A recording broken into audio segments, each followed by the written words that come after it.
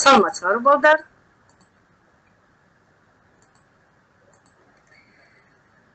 Биология предмети боюнча сабагыбызды баштайбыз.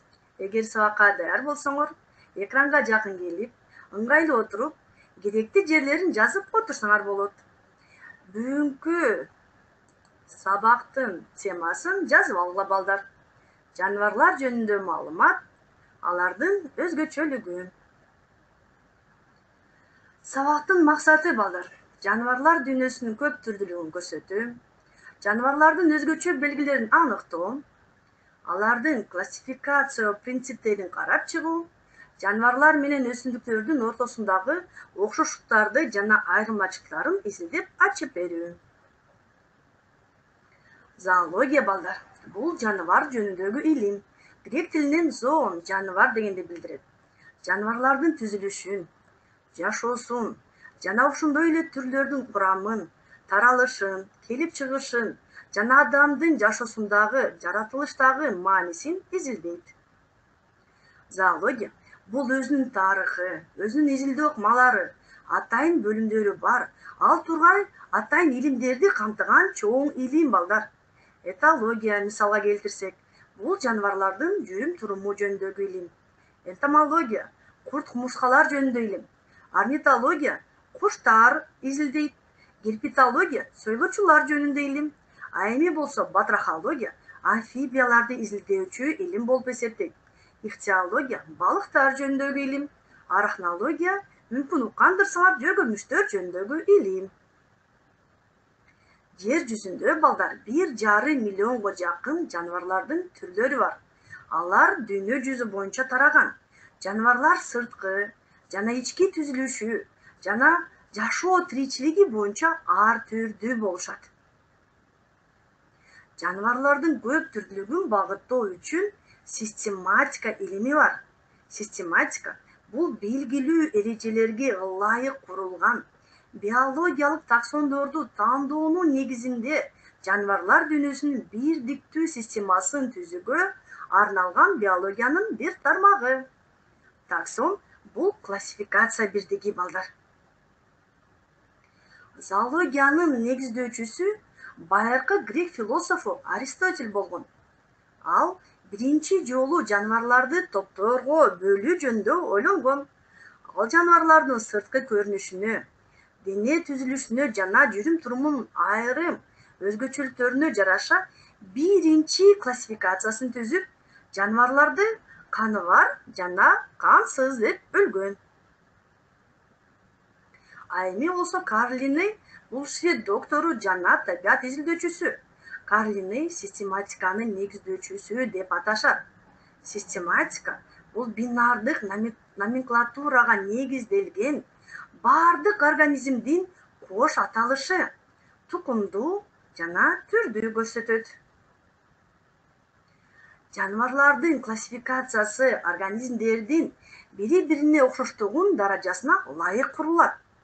Эки түрүү организм бири-бирине канчалык окшош болсо, систематикада ошончолук жакын болушат. Мисалга балдар келтирсек, тыйын-чычкан түрлөрү. Негизги систематикалык топтор балдар, булар дүйнө, дүйнөчө, тип, класс, түркүм, уруу, тукум жана түр деп эсептелинет. Жаныбарлардын систематикасын мисалга кадимки түлкү жаныбарын алып карап көрсөк болот. Жаныбарлар дүйнөсүнө кирет.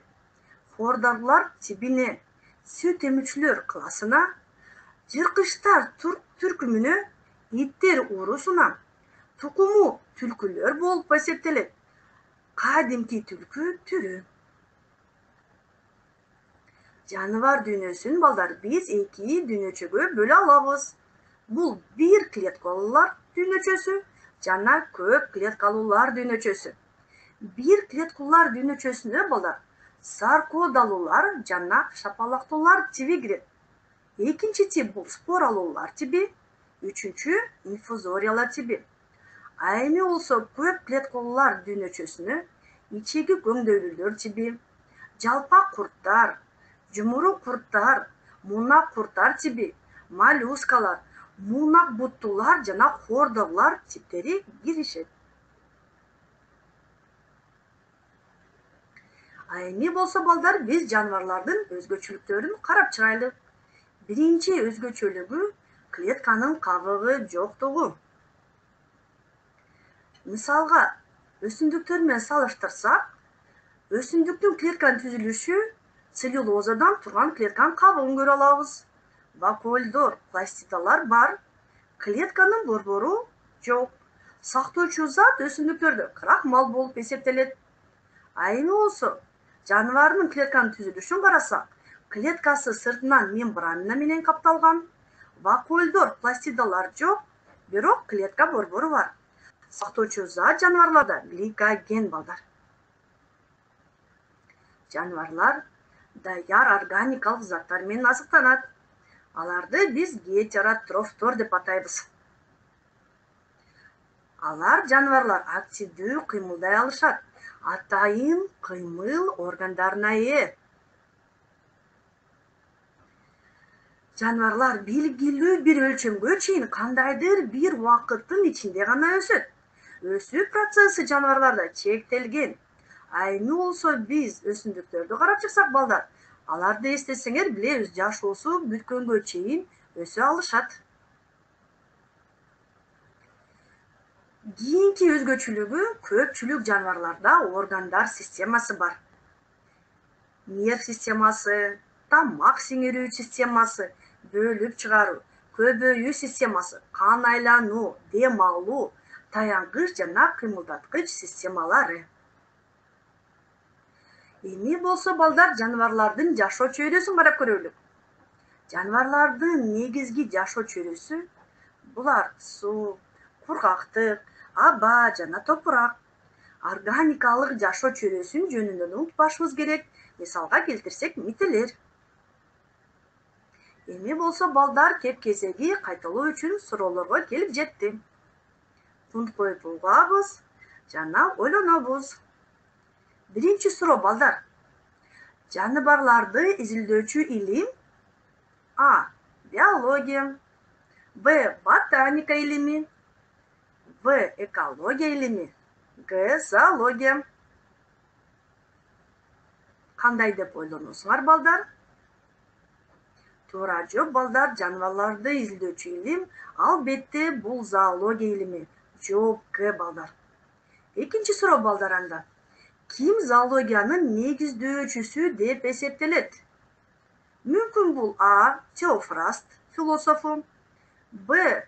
Аристотель, В. Карл Линней, мүмкүн Г жообу туура, Жан Батист Ламарк балдар. Ойлонобуз балдар. Туура жооп албетте бул Аристотель балдар. Жооп Б. Азаматтарсыңар.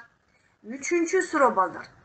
Систематиканын негиздөөчүсү: А. Теофраст, Б. Аристотель, В. Карл Линней, мүмкүн Г. Жан Батист Ламарк. Систематиканы ким негиздеген? Туура жооп албетте бул азаматтар. Жооп В балдар, Карл Линней болгон. Кийинки суроо балдар, төртүнчү суроого көңүл бурабыз. Азыктануу жөндөмдүүлүгү боюнча жаныбарлар кайсыл түргө кирет? А. Фототрофтор, Б. Хематрофтор, В. Гетеротрофтор жана Г. Автотрофтор. Шашпай ойлонобуз балдар. Ойлонгонго убакыт берейин силерге. Туура тапкандырсыңар балдар. Бул жооп В. Туура жооп В. Гетеротрофтор балдар. Бешинчи суроо балдар анда. Жаныбарлардын негизги белгилеринин бири кайсыл? А. Клетка кабыгы, Б. Активдүү кыймыл аракети, В. Клеткалык метаболизм, же болбосо Г. Тамактануунун автотрофтук түрү. Кандай деп ойлонобуз? Азаматсыңар балдар, туура тапкандырсыңар.